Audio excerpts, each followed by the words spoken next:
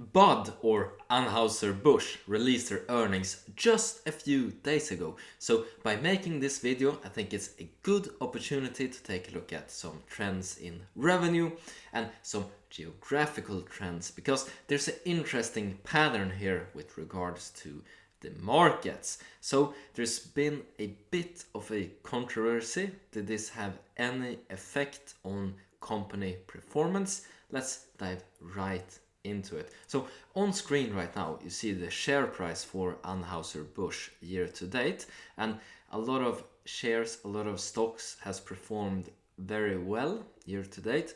However, we can see that if you were investing in this company from the 1st of January to now, then you would have lost 5%. So it's not a huge loss, although in a market going upwards, this is not what investors want to see, especially not from a mega cap, or large cap I should say. It's definitely not a mega cap, but still 97 billion, that's quite a large company. And they divided the presentation. We have a Microsoft Word document here where we can look at volume and revenue. They like to divide it into 5 different geographical areas, and for the first half of this year basically. And what can we see then for Anheuser-Busch here worldwide? We can see that they increased revenue, and remember, these numbers are in millions of dollars.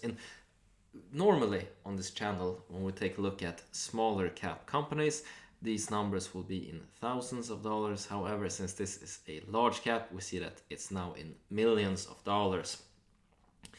And we can see a little more.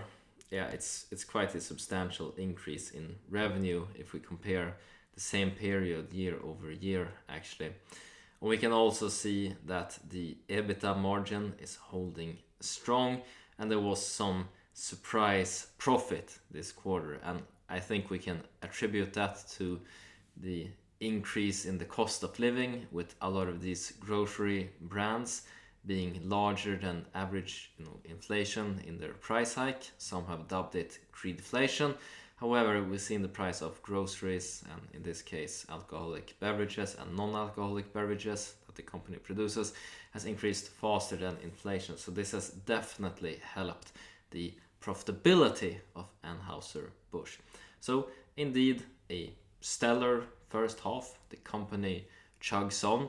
But if we take a look at the geographic divide, so diversified in footprint, I think we can see that this little, I don't know what to call it, this consumer event here had some effect in North America, which was the only market which actually subtracted. And we can see strong growth from all other areas here, from South America, Middle America, EMEA, where I'm from, yay, go EMEA, and then Asia Pacific and this region as well. So strong results. I think that they gave way too much room to performance impacted by volume decline of Bud Light in the presentation here. This is only one beer, and nobody outside of America really drinks this, so not super interesting for investors. But we can see some other strong brands performing very well. If we scroll down a bit in this presentation, they have some highlights on other beverages, such as the Corona here going strong outside of Mexico. We can see Stella Artois as well, strong outside of Belgium, very strong brewing culture. A lot of the good brewing houses is in Belgium. They have some monasteries with monks that did brewing back in the olden days here in Europe. And then we can see even Budweiser increasing in revenue. However, this is outside of the US in this case. So we can see that despite this small bump in the road in the North America, we still see strong growth from the rest of the world. And it could be interesting to analyze and try to understand the behavioral economics of trading from an investor perspective. If you look at this absolutely massive company, remember the market cap 97 billion, and you as an investor are based out of the United States, and you see news about this product and you know that it's from Anheuser-Busch, and you think, all right, I'm gonna make a killing here, I'm gonna short this stock, I'm gonna buy some put options. But then you're just in America and nobody else in other parts of the world actually care, and then earnings comes out and it's basically no difference. There's no huge fall off in stock price, nothing like this, no gain from any surprise earnings. It just chugs along as normally, and you lost your money on your put, or you've been paying out premiums from dividends when you shorted. So it's just good to remember that localized events have very small effect on very big corporations. I have another example of this. If we take a look at, for example, Procter and Gamble, they had a similar mini crisis with regards to the Gillette razors. And yes, indeed, when we looked at the earnings report, the Gillette razor was the only segment that backed in revenue for the quarter following that. However, all other segments increased as normal, and it didn't even put a dent in share price. So remember, very big company, lots and lots of brands. This type of event puts a small dent in performance, and it's not even going to matter in the long run. Do I think it's a buying opportunity now in the stock?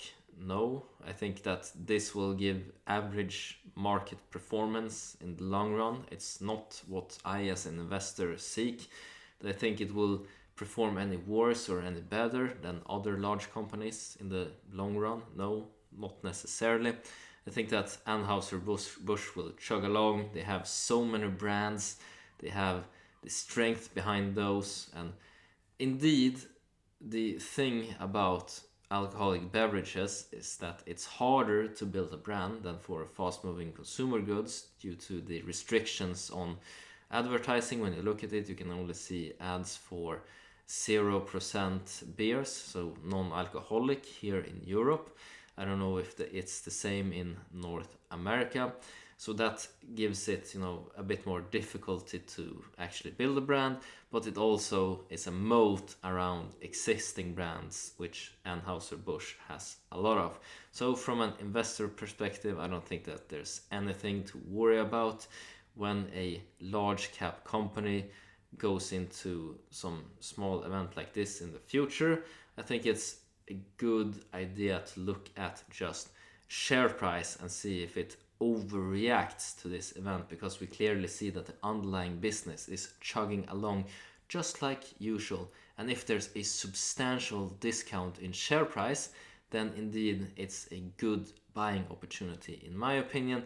However, this whole event here barely put a dent in share price. It's not even worth it in my opinion, and it just took too much time to follow along on this development. In my perspective, I don't think it's worth my time to continue to follow this company.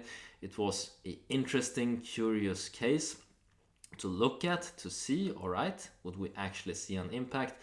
But I will not follow up on future requests to do videos on Bud earnings. This channel is all about making money, finding good investing opportunities, and this large cap company is not it, in my opinion. Alright, that's been it for this video, and as always, hope you make a ton of money, whatever investments you decide to make. Take care now. Bye bye.